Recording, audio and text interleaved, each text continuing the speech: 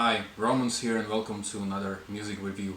I review every album from a viewpoint of a musician, as I am a singer, songwriter and a bass player for my own group Jakobe. And last year we have released our debut album called Pursuits in Life. What makes it unique is that it's a pretty heavy prog rock without guitars. Instead you have drums, bass, saxophone and keyboards. You can check out 2 of our music videos on my YouTube channel. We're building our own monument and Fake the New Kind of Beauty, and also a studio live take of A Wait Till Pose.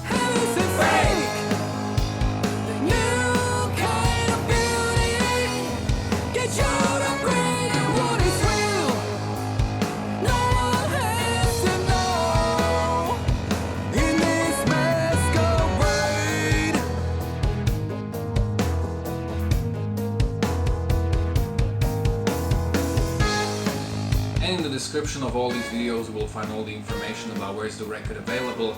It's available on all digital platforms like Spotify, Tidal, Deezer, iTunes, Amazon, Bandcamp, but also in this digipack version of a CD with a very beautifully illustrated 20 pages long booklet.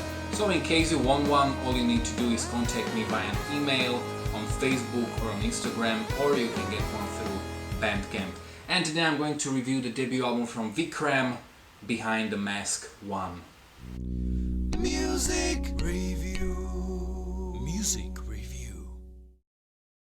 Vikram is a new metal band, and these guys actually reached out to me to check their album out.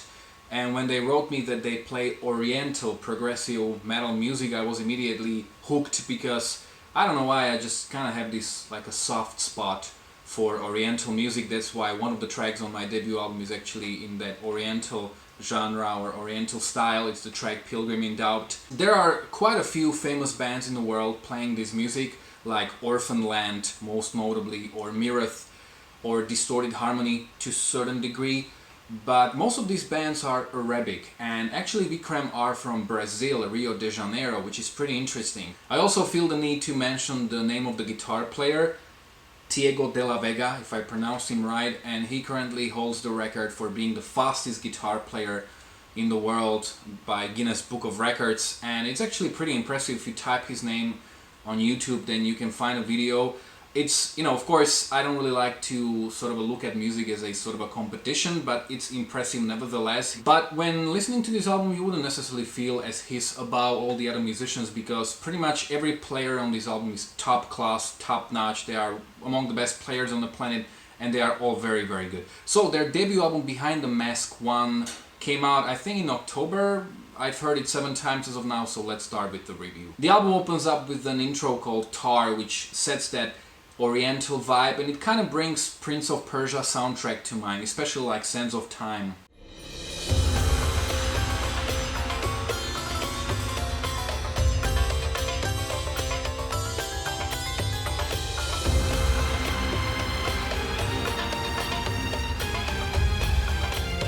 Then the next track is called The Mortal Dance of Kali, which is like modern prog metal with those Eastern influences and orchestral arrangements.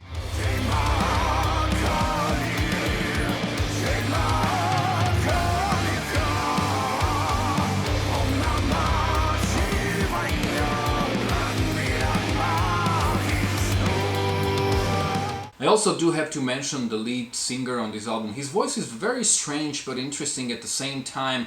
It kind of seems like a combination of Russell Allen from Symphony X, but his more extreme side, combined with James Hetfield from Metallica if he had upper register. Requiem for Selim is a dark and heavy track that reminds me of the band Beyond Twilight. Right after the devil.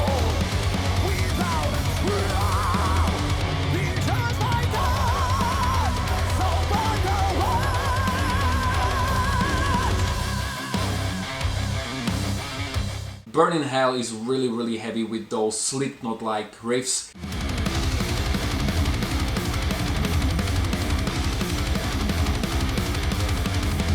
And I also like those horror-like keyboards.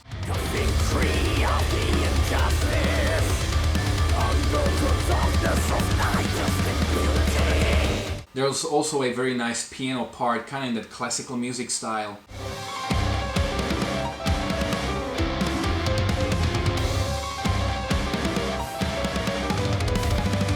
The first change of pace comes with the next track called Andalusia, which was actually the first track where I kind of felt that this band is really from Brazil. We had flamenco guitars at the beginning and kind of those Eastern world music vibes.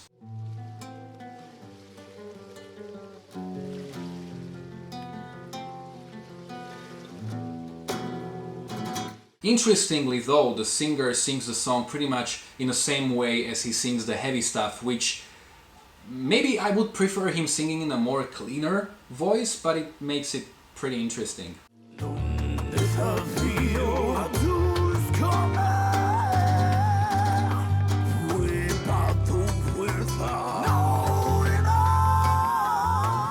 The song gets more metal in the second half, and I also like the fretless bass here.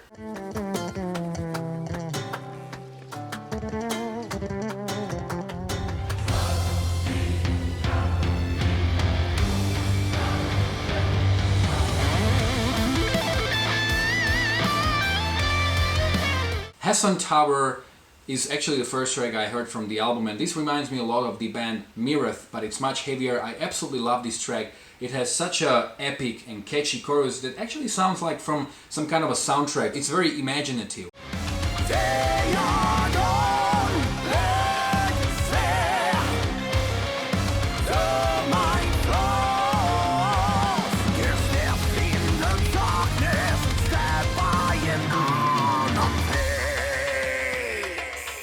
I also like the instrumental part here, which is very soundtrack-like.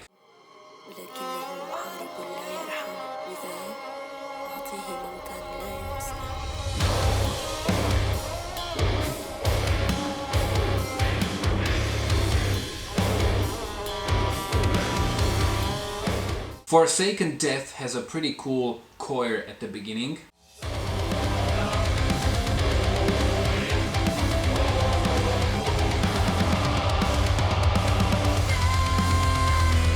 This is another metal track, but chorus is very, very catchy.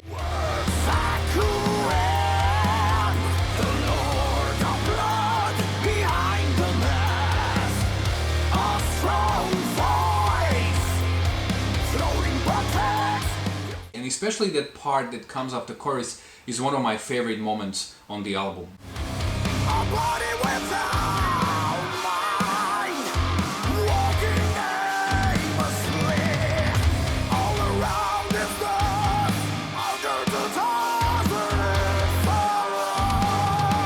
Eyes of Ra has that typical Oriental riff that I've actually been playing for like last 8 years. It's like kind of my go-to theme when I think about Oriental music.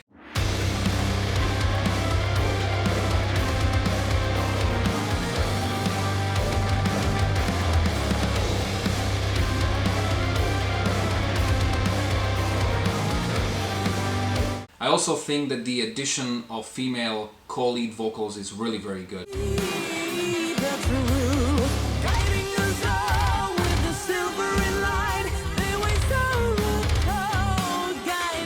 And I also like that female fronted piano-led dark outro in this track. There were signs around us, fears betrayed us.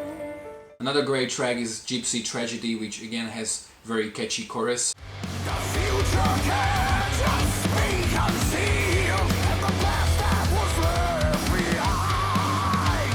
Run away from the words, the fate of yours is great. The orchestra sounds at the beginning of the Red Masquerade are so great. I kind of wish there were more of these on the album.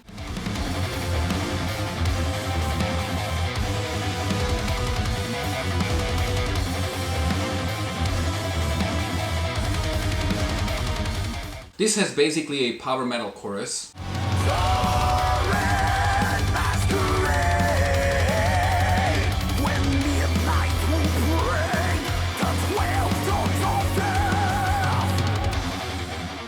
And I also like that on this album we have both the guitar and keyboard solos, and that there are even some moments where the bass guitar shreds. So basically all of the musicians show off their skills. The ending has nice vocals and instrumentation, but it's just a glimpse. Personally, I would experiment more with these sort of moments.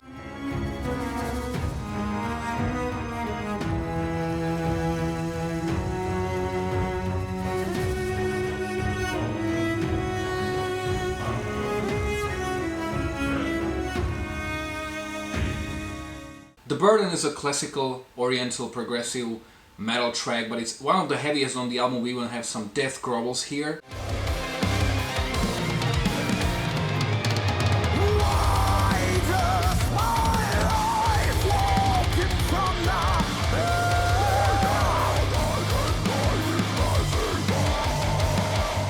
And there's some really badass riffing in this track.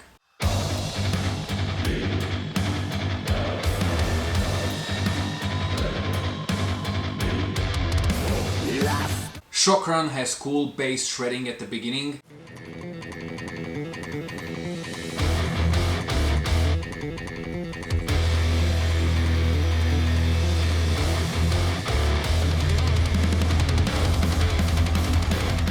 With the previous track, The Burden, these are two of the heaviest tracks on the album, but at this point I kind of started feeling as if the songs were sort of starting to blend, and this is where the next two songs come in. Prelude of the End is a more laid-back track, and again this is a nice change of pace after many tracks.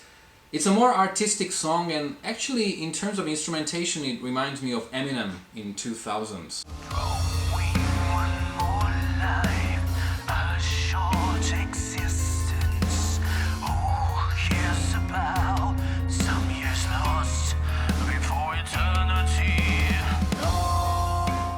It has a nice chorus, and again it gets more metal towards the end.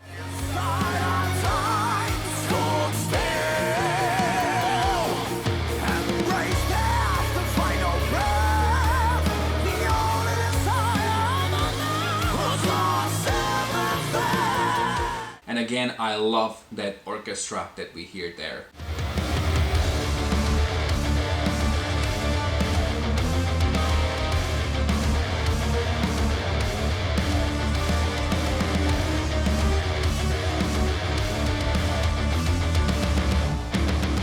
The final track, Behind the Mask 1, which is kind of like a title track, is a bit more in the rock territory, and I think it's a pretty cinematic ending of the album.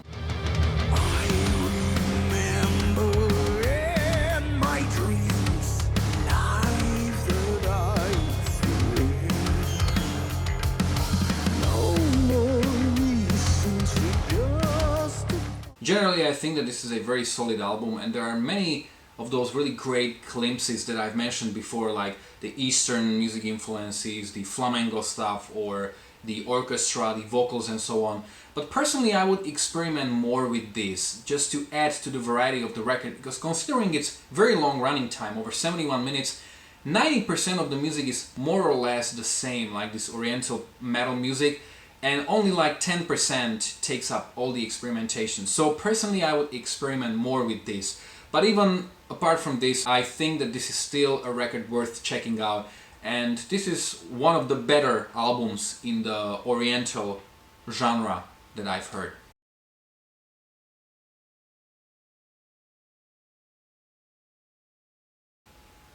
Billy, did you like the album? I'll take that as a yes. Have you heard this album already, or is this the first time you're hearing about the band? You can let me know in the comment section below. You can also let me know whether you agreed or disagreed with my review. You can follow me on Facebook or on Instagram. You can find the links to both in the description of this video below. If you like this review, don't forget to like, to share, to subscribe. You can check out my own original music, my live performances, my worst to best series, and quite a lot of other reviews as well. Thanks a lot for watching.